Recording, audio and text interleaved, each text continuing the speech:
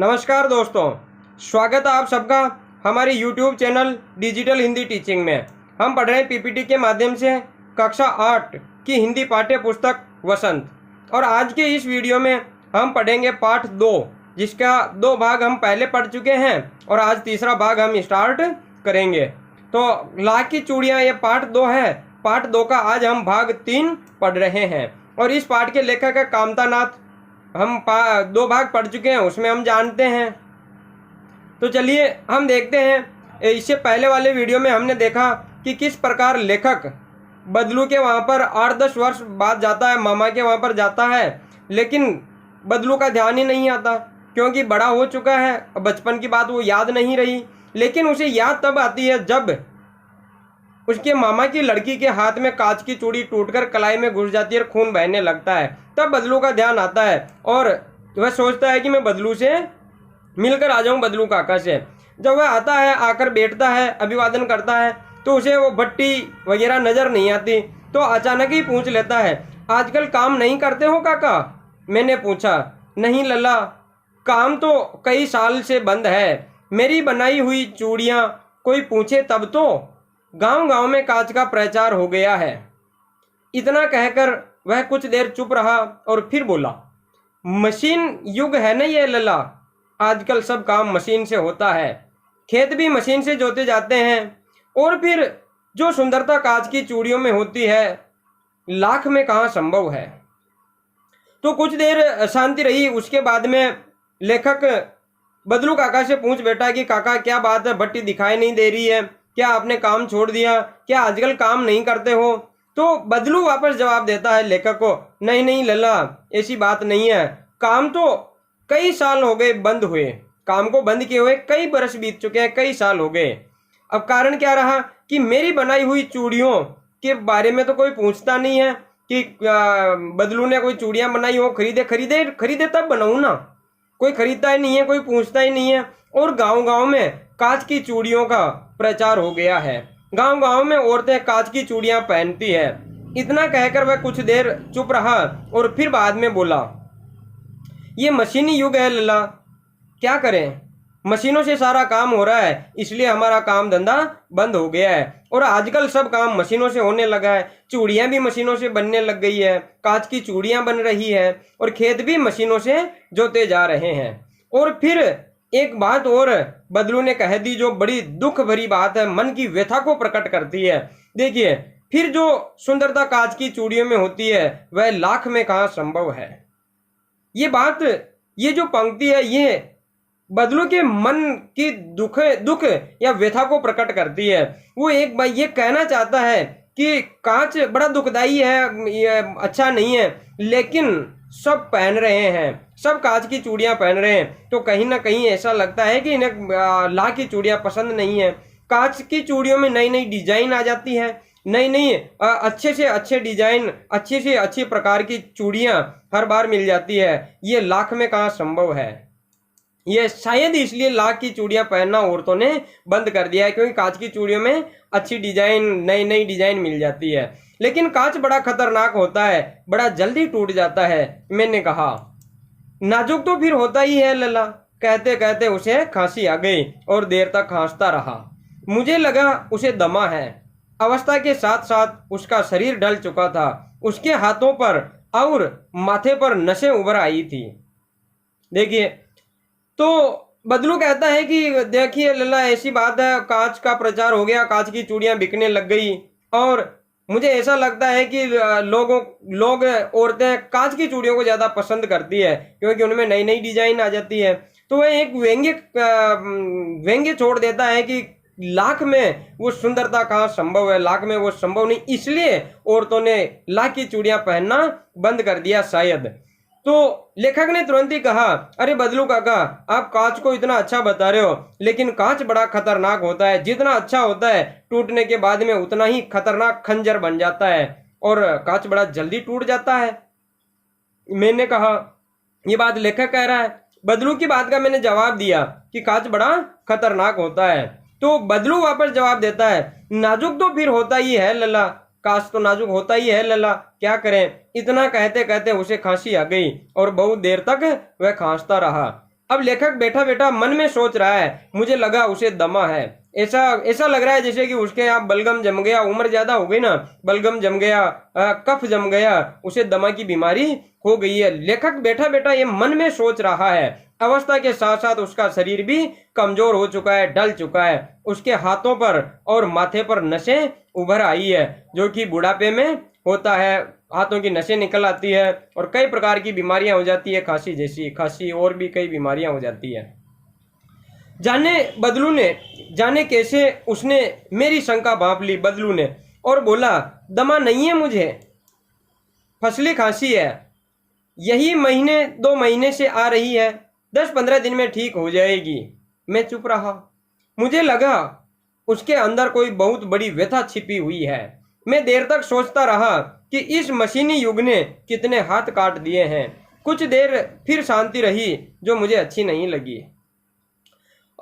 बदलू काका खांस रहे थे, तो लेखक ने सोचा इनको बूढ़े हो गए ना, इसलिए शायद दमा की बीमारी हो गई।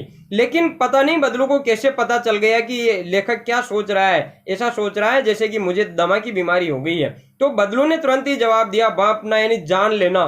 बदलू ने जान लिया कि लेखक क्या सोच रहा है और तुरंत ही जवाब दे दिया, नहीं नहीं लला, तुम जो सोच रहे हो ना वो गलत है, मुझे दमा की बीमारी नहीं है, ये तो फसली खांसी है, मौसमी खांसी हो जाती है, और यही महीने 2 महीने से चल रही है खांसी, 10-15 दिन में ठीक हो जाएगी।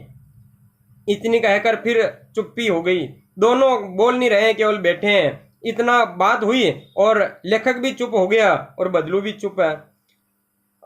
लेखक को लग रहा है कि ये जो बात कह रहा है इसके अंदर बहुत बड़ी व्यथा छुपी हुई है, बहुत बड़ा इस बदलू काका का दुख छिपा हुआ है। मैं देर तक सोचता रहा कि इस मशीनी युग ने, इस मशीन के युग ने, इस आधुनिक युग ने कितने मजदूरों के हाथ काट दिए हैं, कितने मजदूरों के रोजगार छीन लिए हैं। कुछ देर फिर शांति रही, जो कि मुझे अच्छी नहीं लगी। उस समय न लेखक बोल रहा था और न ही बदलू काका बोल रहा था, बिल्कुल शांति थी।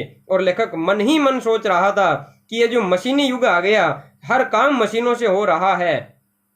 इस मशीनी युग ने, इन मशीनों ने कितने मजदूरों को बेरोजगार कर दिया है, कितने मजदूरों के हाथ काट दिए हैं। आम की फसल अब कैसी है काका? कुछ देर पश्चात मैंने बात का विषय बदलते हुए पूछा। अच्छी है लला, बहुत अच्छी है, उसने लहक कर उत्तर दिया और अपनी बेटी को आवाज दी, अरे रज्जो, लल्ला के लिए आम तो ले आ। फिर मेरी ओर मुखातिब होकर बोला, माफ करना लला, तुम्हें आम खिलाना ही भूल गया था। नहीं नहीं काका, आम तो इस साल बहुत खाए हैं। वाह वाह, बिना आम खिलाए कैसे जाने दूंगा तुमको। तो कुछ देर शांति रही, बिल्कुल ना बदलू काका बोल रहा है न लेखक बोल रहा है। लेखक मन ही मन सोच रहा था कि ये जो देखो मशीनें आ गई है, सब काम मशीनों से हो रहा है, मजदूर बेरोजगार हो गए, मजदूरों के हाथ कट गए, बेरोजगार हो गए, अब बातचीत नहीं हो रही। तो उसके बाद में लेखक स्वतः ही पूछता है और जो पहले बात चल रही थी चूड़ियां बनाने की, मशीनी युग की, तो इन्होंने बात का विषय बदला और पूछ लिया, आम की फसल कैसी है अब काका, आम कैसे लग रहे हैं, आ रहे हैं कि नहीं आ रहे हैं। कुछ देर पश्चात यानी कुछ देर बाद में बात का विषय बदलते हुए आम की बात लेखक ने छेड़ दी।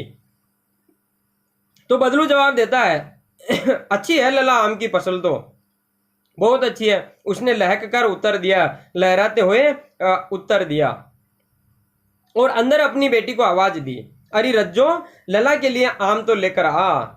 फिर मेरी ओर मुखातिब होकर बोला, लेखक कह रहा है जैसे ही उसने अपनी बेटी रज्जो को आवाज दे दी, अरे रज्जो, इस लला के लिए कुछ आम लेके आना भाई, मैं तो भूल ही गया था। वो फिर मेरी ओर देखकर, लेखक कह रहा है पहले अंदर देखकर आवाज लगाई और फिर घूमकर मेरी ओर देखकर फिर बात करने लगा। मुखातिब होना यानी आमने सामने होकर मुझसे बात करने लगा, माफ करना लला, अरे मैं तो भूल ही गया था, तुम्हें आम खिलाना तो भूल ही गया था, माफ करना, मुझे याद ही नहीं रहा। तो लेखक जैसे ही उसने आवाज लगाई, रज्जो आम तो लेकर आना, तो इसने कहा कि अरे नहीं नहीं काका, क्या अब आम तो इस साल मैंने बहुत खा लिए हैं, तो आप कोई इच्छा है नहीं, रहने दो, मत मंगाओ। अरे नहीं नहीं भाई, वाह भाई, तुमको आम खिलाए बगैर कैसे जाने दूंगा, आम खिलाए बगैर तो मैं जाने नहीं दूंगा। जब तुम छोटे थे तब आकर बैठा करते थे, तब भी मैं तुम्हें आम खिलाकर भेजा करता था, और तो फिर आज मैं ऐसे कैसे तुम्हें बिना आम खिलाए कैसे भेज दूं। मैं चुप हो गया। मुझे वे दिन याद हो आए जब वह मेरे लिए मलाई बचाकर रखता था। गाय तो अच्छी है ना काका, मैंने पूछा। गाय कहाँ है लल्ला, 2 साल हुए बेच दी, कहाँ से खिलाता। तो लेखक ने कहा, वो उधर से बदलू आवाज लगा रहा था कि बेटी आम लेकर आ। तो लेखक ने कहा, अरे नहीं नहीं काका, बहुत आम खा लिए, लेकिन नहीं माने। नहीं नहीं, आम खिलाए बगैर कैसे जाने दूंगा। तो लेखक चुप हो गया। फिर चुप्पी हो गई और वह सोचने लगा पुराने दिन कि इनके घर कुछ वो गाय हुआ करती थी, और गाय जब दूध देती थी तो फिर ये मलाई बचाकर मेरे लिए रखा करते थे। तो फिर गाय के बारे में पूछ लिया लेखक ने। अरे काका, वो तुम्हारे पास वो गाय थी ना, वो गाय कैसी है काका, गाय तो अच्छी है ना, मैंने पूछा। लेखक पूछ रहा है बदलू काका से। तो बदलू काका ने फिर जवाब दिया, अरे लल्ला, अब गाय कहाँ पड़ी है, अब गाय कहाँ है लल्ला, 2 साल हो गए बेच दी भैया, क्या खिलाता, कहाँ से खिलाता। अब वो बात नहीं रही। अब वो गायों को खिलाने के लिए चारा नहीं रहा, कहाँ चारागाह नहीं रहे, कहाँ खिलाए गाय को, क्या खिलाए। तो गाय तो बेचे हुए 2 साल हो गए। इतने में रज्जो, उसकी बेटी, अंदर से एक डलिया में ढेर सारे आम लेकर आई। आवाज लगाई थी ना बदलू ने कि रज्जो लेकर आना आम, तो वह डलिया भरकर आम लेकर आ गई। यह तो बहुत है काका, और काका ये तो बहुत ज्यादा हो गई, इतने ज्यादा, इतने कहाँ खा पाऊंगा, मैंने कहा। लेखक कह रहा है कि मैंने ये बात कही कि काका इतने आम में खाऊंगा क्या, इतने आम, ये तो बहुत ज्यादा हो गए, इतने कहाँ खा पाऊंगा। वाह भाई वाह। वह हंस पड़ा। शहरी ठहरे ना, मैं तुम्हारी उम्र का था ना, तो इसके 4 आम एक बखत में खा जाता था। लेखक ने मना किया गया, और काका इतने आम तो मैं नहीं खा पाऊंगा। तो बदलू हंस पड़ा। वाह भाई वाह, है वाह। शहरी ठहरे ना तुम, अरे तुम शहरी हो गए अब तो, है तुम बाबू बन गए शहर में जाकर, है अब तो तुम आम यहाँ कैसे, यहाँ खुले में ऐसे कैसे आम खा सकते हो। इधर से कहीं आम का पानी टपकेगा, क्या होगा, तुम यहाँ कैसे खा सकते हो, शर्म आ रही होगी ना। तुम शहरी बाबू बन गए। जब मैं तुम्हारी उम्र का था ना, तो ये क्या आम है डलिया में, कितने आम है, इसके 4 गुने आम एक बखत में खा जाता था। बखत का अर्थ होता है एक टाइम में, एक समय में, एक बार में इसके 4 गुने आम खा जाता था। और तुम कह रहे हो इतने से, ये इतने आम को ज्यादा बता रहे हो भाई, ये 4 गुने आम खा जाता था मैं। आप लोगों की बात और है, मैंने उत्तर दिया। अरे बदलू काका, आपका समय और था, आपकी बात ही और थी। अब कहाँ इतने आम, पचते ही नहीं है, इतने कौन खा पाएगा, कैसे खाएं।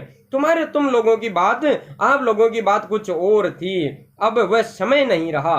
अच्छा बेटी, लला को 4-5 आम छांट कर दो, सिंदूरी वाले देना, देखो लला कैसे हैं, इसी साल ये पेड़ तैयार हुआ है। तो बदलू कह रहा है, ठीक है भाई, जब ये इतने आम नहीं खा पाओगे तो अच्छा बेटी रज्जो, इधर आना, इस डलिया में से अच्छे अच्छे सिंदूरी रंग वाले आम छांट कर लला को दे दो। देखो ना लला, ये आम कैसे हैं, कितने बढ़िया आम हैं। ये जो पेड़ है ना, इसी साल ये पहली बार आम उतरे हैं इस पेड़ के। ये पेड़ इसी साल तैयार हुआ है, पहली बार ये आम उतरे हैं, और ये आम तुम खा कर देखो कितने मीठे आम है, पहली बार इस पेड़ के ये आम तोड़कर लेकर आए हैं। रज्जो ने 4-5 आम अंजुली में लेकर मेरी ओर बढ़ा दिए। आम लेने के लिए मैंने हाथ बढ़ाया तो मेरी निगाह एक क्षण के लिए उसके हाथों पर ठिठक गई। गोरी गोरी कलाइयों पर लाख की चूड़ियां बहुत ही फब रही थी। बदलू ने मेरी दृष्टि देख ली और बोल पड़ा, यही आखिरी जोड़ा बनाया था जमींदार साहब की बेटी के विवाह पर। 10 आने पैसे दे रहे थे मुझको, मैंने जोड़ा नहीं दिया, कहा शहर से ले आओ, मना कर दिया। देखो, तो रज्जो ने 4-5 आम अंजुली में भरे, अंजुली हाथ के अंजुली में 4-5 आम लिए और लेखक की ओर बढ़ा दिए। लो जी, ये आम ले लो, अच्छे सिंदूरी रंग वाले आम, अच्छे अच्छे आम निकाल कर। तो लेखक कह रहा है कि आम लेने के लिए जैसे ही मैंने हाथ बढ़ाया, रज्जो हाथों में आम लेकर लेखक को दे रही है, और लेखक अपने हाथों से आम लेने के लिए रज्जो की तरफ हाथ बढ़ाता है। तो लेखक की नजर रज्जो के हाथों पर पड़ी। जो कि लाख की चूड़ियां पहने हुई थी रज्जो रज्जो, और गोरी गोरी कलाइयों में, गोरे गोरे हाथों में ये लाख की चूड़ियां कितनी फब रही थी। फबना यानी अच्छी लगना, सुंदर लगना, शोभा पाना। तो लेखक की नजर ठिठक गई, यानी वहीं हाथों पर ही रुक गई। लेखक केवल और केवल ऐसे देखता रहा, उसकी कलाइयों को देखता रहा। और उधर से बदलू को पता चला, बदलू ने देखा क्या कर रहा है ये, ओहो इसकी नजर तो मेरी बेटी के हाथों में पहनी हुई चूड़ियों पर पड़ी है, ये चूड़ियों को देख रहा है जो रज्जों की गोरी गोरी कलाइयों में बहुत ही सुंदर लग रही थी, फब रही थी। बदलू ने मेरी दृष्टि देख ली, बदलू ने मेरी आंखें देख ली कि मेरी आंखें कहाँ ठहरी हुई है, मैं क्या देख रहा हूँ, ये बदलू ने देख लिया और बोल पड़ा। बदलू को पता चल गया कि चूड़ियां देख रहा है, यही आखिरी जोड़ा बनाया था। है लल्ला, ये जो ये रज्जो पहनी हुई है ना, ये चूड़ियां, ये बस आखिरी जोड़ा बनाया था, इसके बाद में कोई चूड़ियां नहीं बनाई मैंने। और ये चूड़ियां भी किसके लिए बनाई है पता है? जमींदार साहब की बेटी का विवाह था, उस जमींदार साहब की बेटी के लिए ये चूड़ियां बनाई थी। पर जमींदार साहब आए मेरे पास चूड़ियां लेने और 10 आने दे रहे थे। अरे बदलू ये ले, ये पकड़ 10 आने और चूड़ियां दे दे भाई। तो बदलू कहता है मैंने जोड़ा नहीं दिया। अरे नहीं साहब, जमींदार साहब इतना सस्ता मैं चूड़ियां नहीं बेचता। और आपको पता है कि जब शादी विवाह का समय होता तो बदलू जिद पकड़ लिया करता था और फिर उसे मनाने में लोहे लग जाते थे। नहीं 1 बोरी गेहूं चाहिए, नहीं 1 बोरी धान चाहिए, पगड़ी चाहिए, घरवाली के लिए ड्रेस चाहिए, मेरे लिए धोती चाहिए, सब कुछ मिलता था एक जोड़े, एक चूड़ियों के जोड़े के बदले। और यहाँ पर देखो जमींदार साहब केवल 10 आने दे रहे हैं, तो मैंने मना कर दिया, नहीं नहीं, और कह दिया जमींदार साहब को, अरे जमींदार साहब ये जोड़ा मैं नहीं दे सकता, तुम जाओ शहर से कांच की चूड़ियां मंगा लेना, सस्ती चूड़ियां मंगा लेना, सस्ता सौदा चाहिए ना, मेरे पास नहीं है, मैं नहीं दूंगा। ये चूड़ियां मैंने मेहनत से बनाई है, यहाँ भट्टी में तपकर बनाई है, इतनी सस्ती कैसे दे दूंगा, विवाह का समय है, जाओ शहर से कांच की चूड़ियां ले आना। तो इसके बाद में लेखक कहता है मैंने आम ले लिए और खाकर थोड़ी देर के पश्चात चला आया। वहां बैठा, आम ले लिए, जो बेटी दे रही थी ना आम हाथों से, वो आम लिए और खाए और फिर वहां से चला आया। मुझे बड़ी प्रसन्नता हुई कि बदलू हार कर भी हार नहीं मानी। बदलू ने हार कर भी हार नहीं मानी थी। बदलू अब इस आधुनिक समय के आगे हार गया है, धंधा उसका ठप हो गया है, धंधा बंद हो गया, चूड़ियों का धंधा बंद हो गया, हार चुका है।